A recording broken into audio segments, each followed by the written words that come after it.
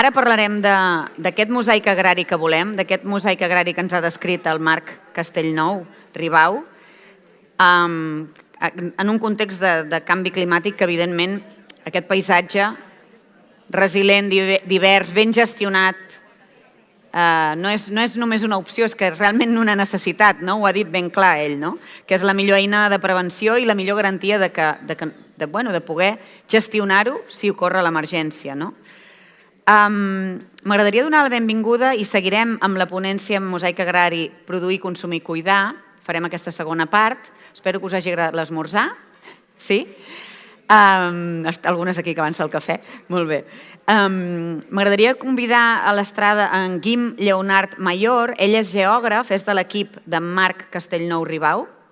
Ha tirat sondes d'incendis a Xile, és tècnic de la unitat tècnica del GRAF, que, com sabeu, és el grup de reforç d'actuacions forestals dels bombers de la Generalitat de Catalunya, i ell continuarà una mica aportant-nos evidències i dades sobre ja moltes de les coses que en Marc ja ha avançat amb la seva intervenció. Farem un petit espai de preguntes també després i continuarem amb la jornada. Així que benvingut, Guim. Un fort aplaudiment, sí, gràcies. Moltes gràcies per la presentació. Com bé ha dit, jo soc el Guim. Bàsicament us faré una presentació per aterrar una mica també tot el que ha dit el Marc, que hi ha molts conceptes, a vegades que se'ns escapen una mica a tots, i per unificar aquesta visió que tenim cap al territori, les necessitats que, com bé ha dit ell, i els reptes que se'ns plantegen de cara al futur, i això.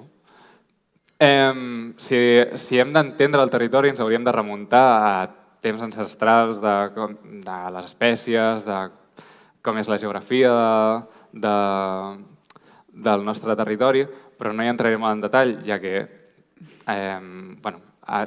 jo em venia a substituir el Marc, tinc una presentació d'una hora, llavors intentaré anar molt a saco. Si teniu qualsevol dubte, veus que de cop m'he saltat alguna cosa que no s'ha entès, no dubteu en interrompir, preguntar, aixecar la mà, i us dono pas, vull dir, no us preocupeu. I això que el nostre territori, sobretot en els últims 1.100 anys, ha sigut el que ha donat peu al resultat que tenim ara, sobretot amb l'arribada del gas butà, el propà i tot això, deixant de banda el carbó, fent que les explotacions forestals quedessin a part, ja no parlant només de l'agrària i la ramadera, que sobretot ha sigut aquests últims anys quan ha estat més perjudicada. I al nostre territori, des de tot aquest temps, la gestió que hi ha hagut en tema boscos ha sigut amb mà d'obra i sobretot amb foc. Ja no només de manera natural, sinó també de manera antròpica. Hi ha hagut molts llocs, fins i tot aquí, que s'ha utilitzat el foc per gestionar aquest territori, gestionar pastures, gestionar camps, i això ha fet que tinguem aquesta biodiversitat que tenim ara, amb aquests boscos que han evolucionat i conviuen amb el foc. Tenim l'espècie del pi blanc, que no reprodueix fins que crema, tenim el pi roig, l'alzina surera, i tenim un centenar més d'espècies adaptades a aquest foc que seguiran adaptant-se a les condicions noves que acabin arribant al nostre territori. Per altra banda, la societat, hem passat de viure al mas i gestionar els recursos del nostre entorn a passar a la ciutat, agafar els recursos ja no del nostre entorn, sinó d'altres entorns molt més llunyans. I ara el que ens trobem a l'àmbit rural són urbanitzacions, cases solitàries, que és bàsicament per ús de lleure o terciari.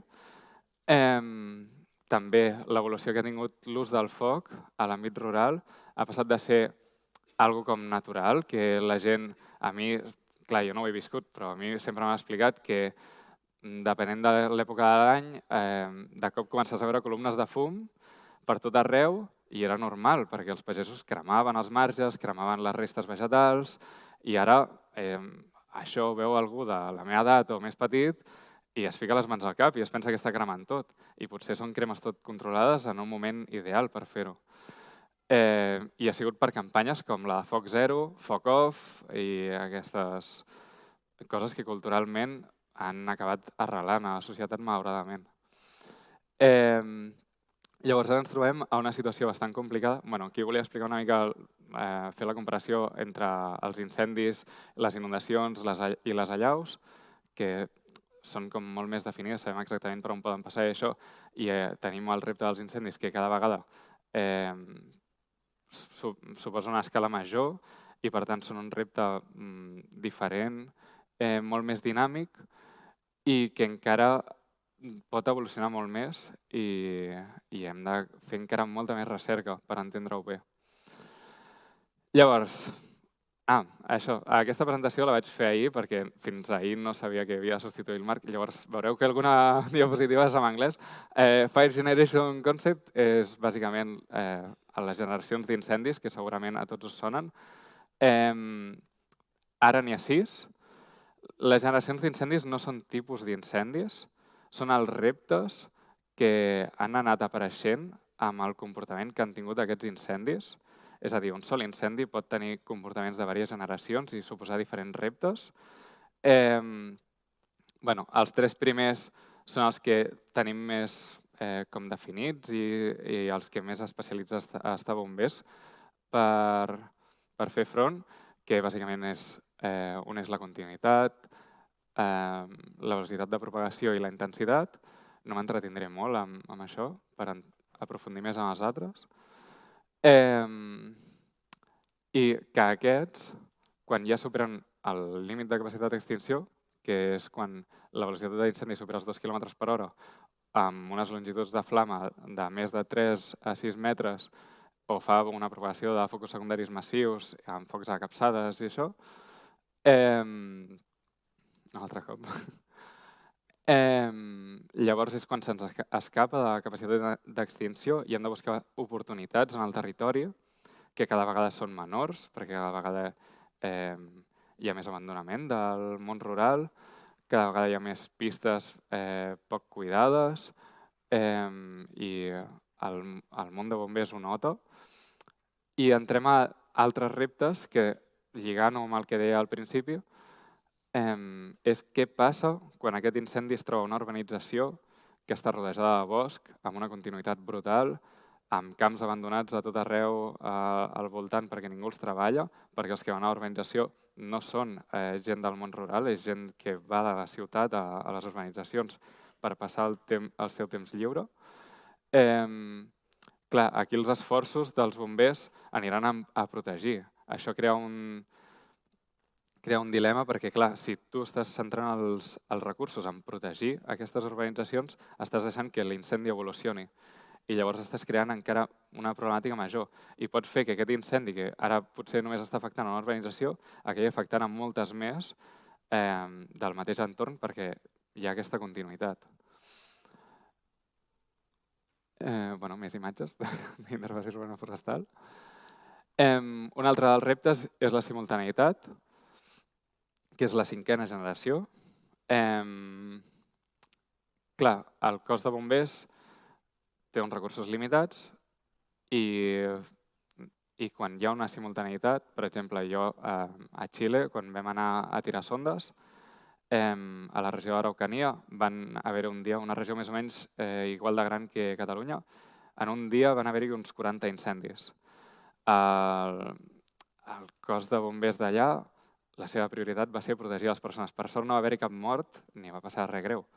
Però el greu va ser que va cremar molt de bosc, propietats i això, però no va morir ningú. Però cap d'aquests incendis es va poder treballar i l'endemà la gran majoria d'ells van seguir cremant perquè no van poder centrar els esforços en això. Això és un dels grans problemes que trobarem en un futur. I la 6a generació, que és el canvi climàtic, que fa referència a... Clar, canvi climàtic és molt ambigu, però fa referència a l'augment de temperatura que hi ha hagut a l'atmosfera. Aquest augment de temperatura que ha fet a l'atmosfera, tot i que sigui molt petit, és el que ha estat capaç de fer que el foc interaccioni amb aquesta atmosfera. És molt estrany d'explicar, però us he d'imaginar com quan es forma una tempesta que absorbeix el vent. Sabeu, quan fa aquesta mena de columna als núvols, doncs absorbeixen el vent. Doncs passa més o menys el mateix. Es creen uns vents tan forts que fa que els incendis tinguin uns comportaments molt més imprevisibles, erràtics, o, bueno, molta gent els defineix de moltes maneres diferents, però bàsicament superen el límit de capacitat d'extinció. I s'està fent molta recerca en això. El Marc és el pioner sobre aquest tema. Ell us podria explicar molt millor com funcionen. Però bàsicament trobem això, incendis que poden arribar fins i tot als 17-27 km per hora, que no és poc. O sigui, recordo que el límit de capacitat d'extinció són 4 km per hora.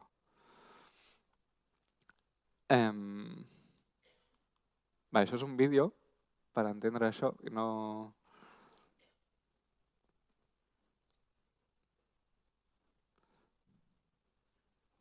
Bueno, es veu com es crea la columna, això que us acabo d'explicar, per entendre-ho millor. I bàsicament això, ens trobem en aquest repte. Què es pot fer amb aquests incendis una vegada estan passant? Poca cosa. Quan estan movent-se aquestes velocitats, l'únic que podem fer és esperar una oportunitat que ens deixi treballar i poder, esperar una oportunitat que ens deixi treballar i fer front a l'incendi. Com busquem aquesta oportunitat? Clar, perquè l'incendi interaccioni amb l'atmosfera necessita una energia. Aquesta energia li ha de donar un combustible que estigui disponible. Llavors, com més canvis en aquest combustible... Aquí hi ha un altre vídeo. Com més canvis hi hagi en el combustible disponible, a tonelades per metre quadrat,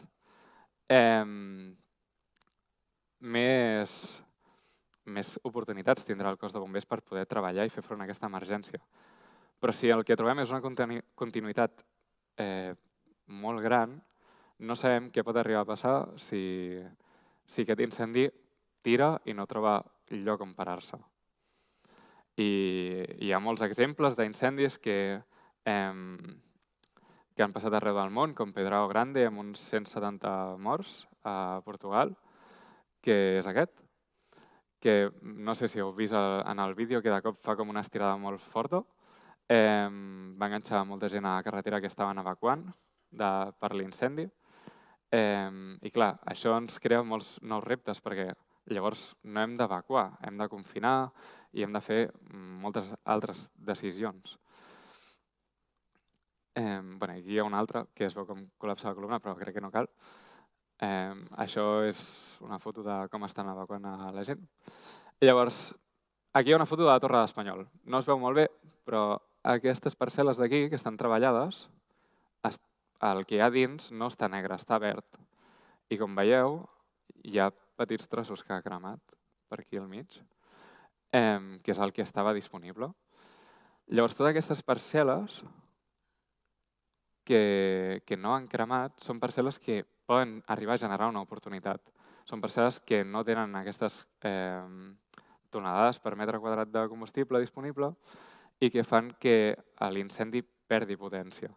Llavors, en aquest moment que l'incendi arribi en un lloc així, és quan bombers veu que baixa la intensitat i té una oportunitat per fer front a l'incendi i parar-lo. Llavors, per això és important que hi hagi un mosaic diferent i no només entenent mosaic com a diferents usos del sòl. Això també és molt important remarcar-ho, perquè aquí pot ser que hi hagués algun altre cultiu i que fos tot això un monocultiu, com assenyalava el Marc abans. Si tot hagués sigut el mateix tipus de cultiu, és probable que tot hagués cremat. Però també és en aquesta varietat i en buscar baixar aquestes quilocalories, cuidar les parcel·les, els marges i tenir aquesta llibertat.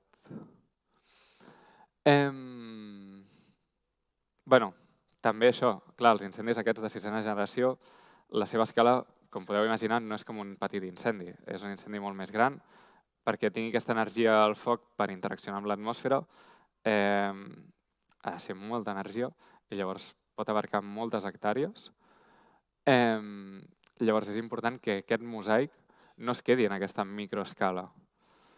Perquè, clar, nosaltres pensem en mosaic i potser mirem aquí al voltant a Lleida i és molt més clar, però vas a alguns llocs que potser veuen una franja de camps rodejada per bosc i pensen que aquesta franja de camps ja està bé, ja fa com de tallafoc o hi ha un canvi d'ús del sol.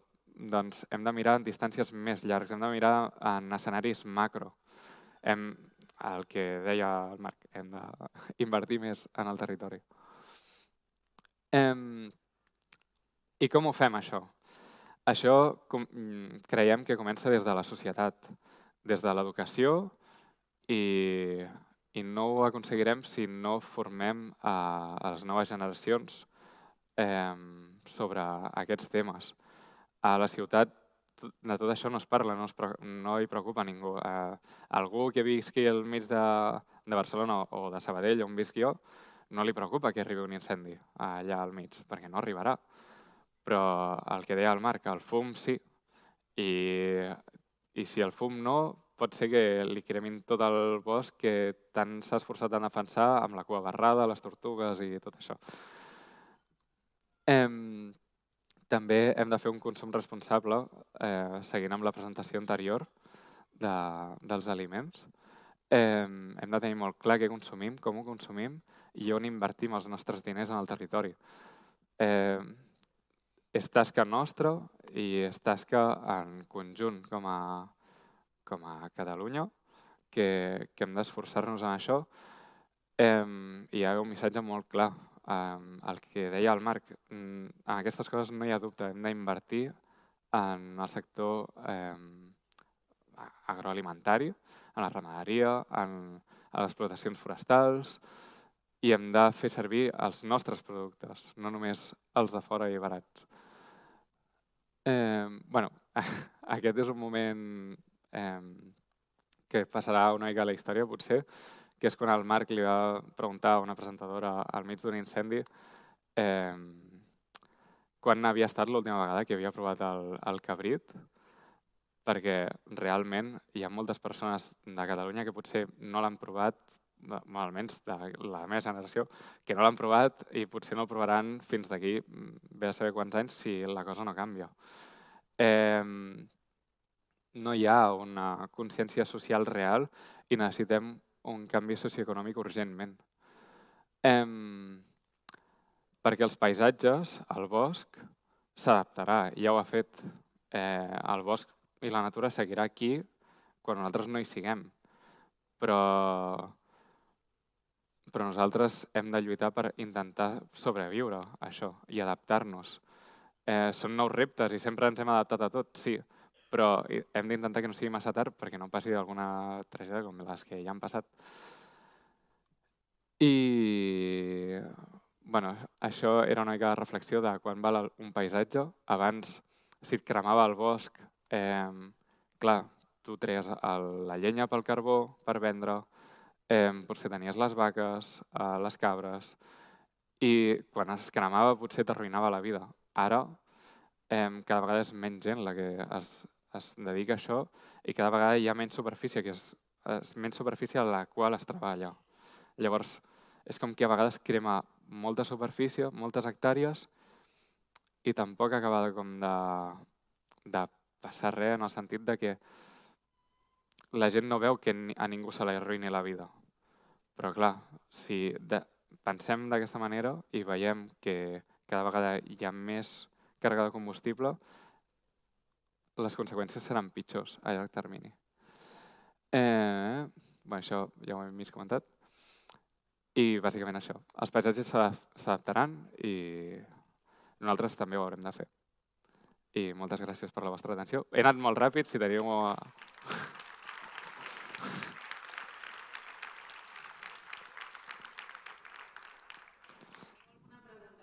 Per al Guim?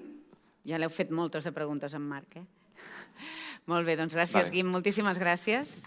A vosaltres. Un aplaudiment. Merci.